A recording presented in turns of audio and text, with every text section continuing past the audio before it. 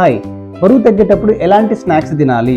ఇది మా క్లయింట్స్ ఎక్కువగా అడిగేటువంటి ఒక క్వశ్చన్. బరువు తగ్గాలనుకుంటున్నప్పుడు మనం క్యాలరీ మేనేజ్మెంట్ చేయాలి కాబట్టి స్నాక్స్గా కీరా కానీ, లేదంటే పొమోగ్రానేట్ కానీ, లేదంటే కివీ ఫ్రూట్ కానీ ఉండాలి. అంతేగాని జ్యూసులు కానీ, సమోసాలు కానీ, బిస్కెట్లు కానీ ఈ ఎట్టి పరిస్థితుల్లో మీ వెయిట్ లాస్ జర్నీని ఆరోగ్యంగా కంప్లీట్ చేయవు. కాబట్టి ఫ్రూట్స్ అండ్ కుకుంబర్ లాంటి తక్కువ క్యాలరీ ఫుడ్ ఉండాలి. అసలు యాక్చువల్గా చెప్పాలంటే స్నాక్ అనేది ఎవరికి, ఒకవేళ ఆహారం తీసుకొని మళ్ళీ ఆహారం మధ్యలో ఎనర్జీ లో అయితే కనుక మనకు స్నాక్ అనేది అవసరం. కానీ మన బాడీలో వెయిట్ లాస్ అంటే ఎనర్జీ, స్టోర్డ్ ఎనర్జీని ఎనర్జీగా మార్చే ప్రక్రియ.